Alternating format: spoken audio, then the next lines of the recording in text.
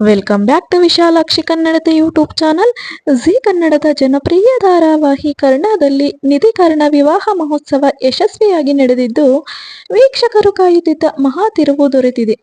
ನಿತ್ಯ ಸಮ್ಮುಖದಲ್ಲಿ ನಡೆದ ಈ ಮದುವೆ ಇಂದಿನ ಎಲ್ಲಾ ಗೊಂದಲಗಳಿಗೆ ತೆರೆ ಎಳೆದಿದೆ. ಇದು ಸೀರಿಯಲ್ ಪ್ರೇಕ್ಷಕರಲ್ಲಿ ರೋಮಾಂಚನ ಮೂಡಿಸಿದ್ದು, ಕಥೆಯ ಮುಂದಿನ ಸವಾಲುಗಳು ಮತ್ತಷ್ಟು ಕುತೂಹಲ ಕೆರಳಿಸಿವೆ. ಜಿ ಕನ್ನಡ ವಾಹಿನಿಯ ಅತ್ಯಂತ ಜನಪ್ರಿಯ ಮತ್ತು ಕುತೂಹಲ ಕೆರಳಿಸಿರುವ ಕರ್ಣ ಧಾರಾವಾಹಿಯಲ್ಲಿ ಕೊನೆಗೂ ವೀಕ್ಷಕರು ಬಹುದಿನಗಳಿಂದ ಕಾಯುತ್ತಿದ್ದ ಮಹಾ ತಿರುವು ಎದುರಾಗಿದೆ. ಕಥೆಯ ನಾಯಕ ಕರ್ಣ ಹಾಗೂ ನಿಧಿ ನಡುವಿನ ವಿವಾಹ ಮಹೋತ್ಸವವು ಹಿರಿಯರ ಸಮ್ಮುಖದಲ್ಲಿ ಅತ್ಯಂತ ನಾಟಕೀಯವಾಗಿ ಮತ್ತು ಯಶಸ್ವಿಯಾಗಿ ಸಂಪೂರ್ಣಗೊಂಡಿದೆ. ಈ ಮಹತ್ವದ ಬೆಳವಣಿಗೆಯು ಸೀರಿಯಲ್ ಪ್ರೇಕ್ಷಕರಲ್ಲಿ ಭಾರಿ ರೋಮಾಂಚನ ಉಂಟು ಮಾಡಿದೆ. ಈ ಹಿಂದೆ ಕಥೆಯಲ್ಲಿ ಕರ್ಣ ಮತ್ತು ನಿತ್ಯ ಮದುವೆ ನಡೆದಂತೆ ಬಿಂಬಿಸಲಾಗಿದ್ದರೂ, ಅದು ಕೇವಲ ಪರಿಸ್ಥಿತಿಯ ಒತ್ತಡಕ್ಕೆ ಮಣಿದು ನಡೆದ ನಾಟಕವಾಗಿತ್ತೇ ಹೊರತು ಅಧಿಕೃತವಾಗಿರಲಿಲ್ಲ. ಕರ್ಣನ ನಿಜವಾದ ಪ್ರೀತಿ ನಿಧಿಯಾಗಿದ್ದರಿಂದ ಇಬ್ಬರ ಮದುವೆ ಯಾವಾಗ ಆಗುತ್ತದೆ ಎಂಬ ತಳಮಳ ವೀಕ್ಷಕರಲ್ಲಿತ್ತು. ಈಗ ಆ ಎಲ್ಲ ಗೊಂದಲಗಳು ಹಾಗೂ ಅಡೆತಡೆಗಳಿಗೆ ಸಂಪೂರ್ಣವಾಗಿ ತೆರೆಬಿದ್ದಿದೆ. ವಿಶೇಷವೆಂದರೆ, ಸ್ವತಃ ನಿತ್ಯ ಸಮ್ಮುಖದಲ್ಲೇ ಕರ್ಣ ಮತ್ತು ನಿಧಿ ಇಬ್ಬರು ಹಸೆಮಣೆ ಏರಿ ಸಪ್ತಪದಿ ತುಳಿದಿದ್ದಾರೆ.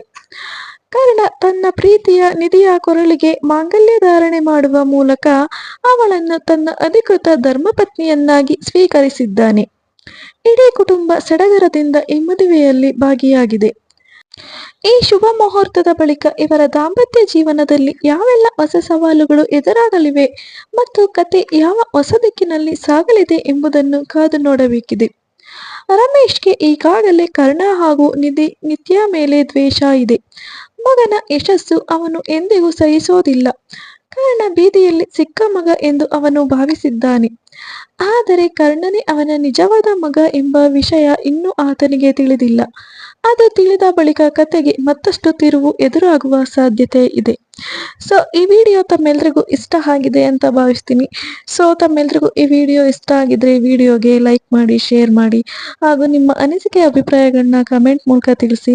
ಮತ್ತು ಜಿ ಕನ್ನಡದಲ್ಲಿ ನಿಮ್ಮ ನೆಚ್ಚಿನ ಧಾರಾವಾಹಿ ಯಾವುದು ಎಂಬುದನ್ನು ತಪ್ಪದೇ ಕಮೆಂಟ್ ಮಾಡಿ. ಮತ್ತು ಇನ್ನು ಯಾರು ವಿಶಾಲಾಕ್ಷಿ ಕನ್ನಡದ ಯೂಟ್ಯೂಬ್ ಚಾನಲ್ನ ಸಬ್ಸ್ಕ್ರೈಬ್ ಮಾಡ್ಕೊಂಡಿಲ್ಲ, ದಯವಿಟ್ಟು ಚಾನಲ್ನ ಸಬ್ಸ್ಕ್ರೈಬ್ ಮಾಡ್ಕೊಳ್ಳಿ ಅಂತ ಹೇಳ್ತಾ ವಿಡಿಯೋನ ಎಂಡ್ ಮಾಡ್ತಾ ಇದ್ದೀನಿ. Thank you.